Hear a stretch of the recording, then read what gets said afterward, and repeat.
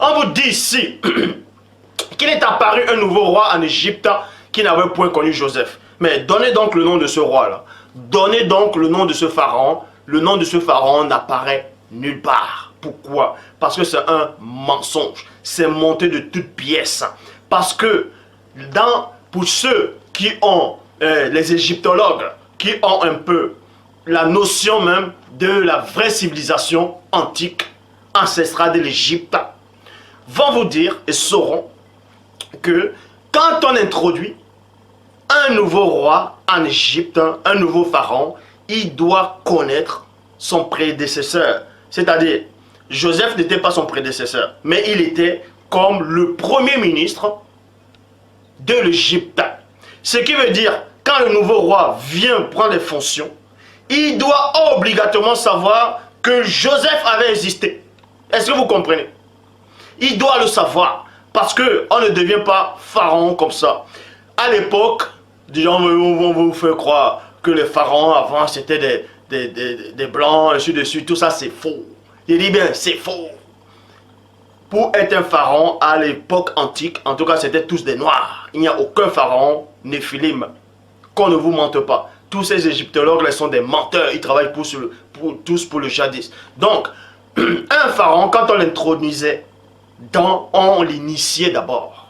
On initiait d'abord le pharaon pour tout ce qui concerne le royaume, même dans le côté spirituel. Donc il devait savoir que l'ancien pharaon était établi, avait fait ceci, cela. Il devait aussi savoir le premier ministre, qui il était, ce qu'il faisait. Donc quand on l'introduit, le nouveau roi devait obligatoirement connaître Joseph. Il fallait plutôt traduire que le nouveau roi n'avait pas connu physiquement Joseph. Là, on aurait peut-être pu comprendre. Mais dire qu'il ne connaissait même pas l'existence de Joseph ou bien ne connaissait pas Joseph, ça n'a même pas de sens. Ça n'a même pas de sens. Un président, même dans vos pays, quand il vient un nouveau président, et que l'ancien ministre qui était là, il n'est plus là, il est mort. Mais la moindre des choses, ce président-là, il va prendre les documents, il va voir ce que son prédécesseur avait fait, et ce que l'ancien premier ministre aussi avait fait. Ça, c'est la logique des choses. Mais vous lisez, vous ne voyez pas, on vous a dupé depuis des siècles.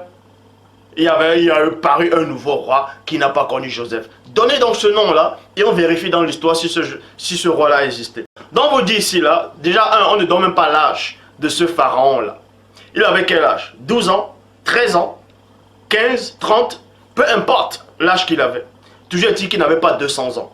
Écoutez attentivement, et c'est là que vous allez comprendre que tous ceux-là qui sont en train d'adorer là actuellement le dimanche, tous ceux-là qui sont en train de aller évangéliser, tous ceux-là qui sont en train de dire « Oh, JCI frappe aux portes, les témoins Jéhovah, tous ces faux témoins-là », vous êtes tous dans l'erreur. Parce que vous êtes basés sur du mensonge. Donc, votre énergie, votre croyance est basée sur du mensonge absolu. Absolu. Donc, on vous dit ici que ce pharaon-là, soi-disant qu'il n'a point connu Joseph, et non l'ancien pharaon qui connaissait Joseph, mais le nouveau pharaon qui n'a pas connu Kola-Ita. Joseph, son véritable nom ancestral, c'est Kola-Ita. Donc, on vous dit cela que ce pharaon-là n'avait pas connu Joseph. Et c'est lui qui était à l'origine de l'esclavage. C'est-à-dire, c'est lui qui a instauré l'esclavage. Comprenez attentivement. Donc, c'est à son règne qu'il a instauré l'esclavage des Hébraïques, des Hébreux, dans son royaume. Les Israélites ont travaillé dur. Et toujours en ce temps-là, en ce moment, il demande à son peuple de tuer, de jeter dans le Nil tous les enfants garçons nouveau-nés. Vous voyez, tous les garçons nouveau-nés. Mais nous savons que Aaron est né avant Moïse. Et Aaron dépasse de Moïse de 3 ans seulement.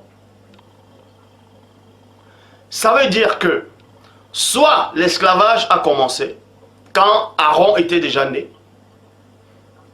3 ans après, ou bien 2 ans après, on demande de tuer les nouveau-nés.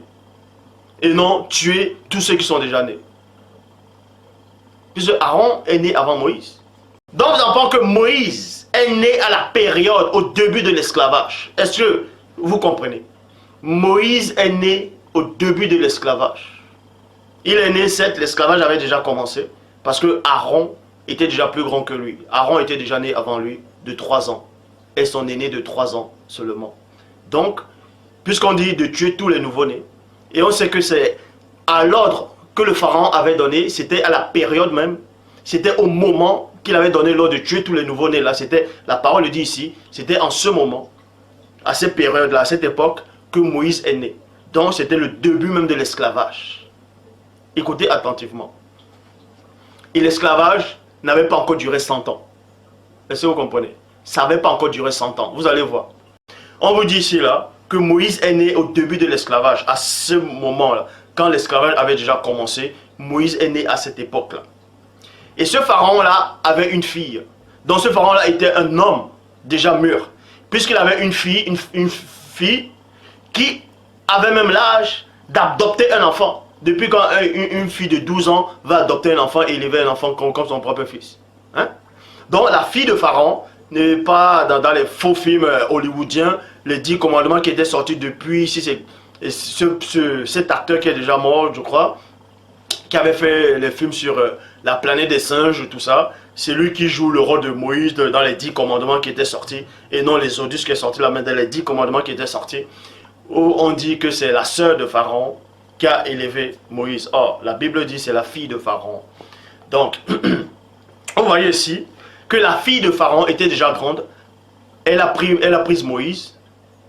Elle a élevé Moïse comme son propre fils. Mais, posez-vous la question. La fille de Pharaon avait quel âge? Pharaon lui-même avait quel âge? Il n'avait pas 200 ans. Puisque c'est le même Pharaon qui a instauré l'esclavage. Est-ce que vous comprenez? C'est le même Pharaon qui a instauré l'esclavage. Il a grandi, bref, il était un homme, il a eu une fille, sa fille a grandi. Mais ce Pharaon avait quel âge? 200 ans. Il ne pouvait pas avoir 200 ans, puisque à cette époque, plus personne ne pouvait avoir 200 ans. Personne ne pouvait plus avoir 200 ans dans cette époque-là. Donc, Pharaon là n'avait même pas 200 ans. Donc, ce qui veut dire que pendant qu'il a instauré l'esclavage, jusqu'à ce qu'il ait une fille qui ait grandi et que Moïse apparaisse, l'esclavage qu'il avait instauré n'était même pas encore à 200 ans. Est-ce que vous comprenez? C'était même pas encore à 200 ans. Sinon, ce Pharaon, depuis qu'il vient, c'est que depuis que le Pharaon est entré, le nouveau roi, et que maintenant ils mettent le peuple en esclavage, et le temps qu'il ait une fille et que sa fille puisse grandir, et être à l'âge de la maturité pour adopter un enfant et l'élever comme son propre fils, ça n'a même pas encore fait 200 ans. Donc, ça n'a même pas encore fait 200 ans. Donc, on vous dit ici que Moïse a grandi dans le palais, il a eu 40 ans. Posez-vous la question. Le nouveau roi, soi-disant qu'il n'avait point connu Joseph, c'est lui qui a instauré l'esclavage. Il a eu une fille, sa fille a grandi, sa fille a adopté un enfant, et l'enfant plus tard a eu 40 ans. L'esclavage était toujours en vigueur. Mais ça fait quel âge? Ça fait 200. Ça ne peut pas faire 200 ans, puisque ce roi-là existait toujours. Quand Moïse a eu 40 ans, ce roi-là était toujours en vie. Donc, depuis qu'il a instauré l'esclavage, et jusqu'à ce que Moïse ait eu 40 ans, l'esclavage n'avait même pas encore fait 200 ans. Écoutez attentivement, ça n'avait même pas encore fait 200 ans, puisque ce pharaon-là ne pouvait pas avoir 200 ans.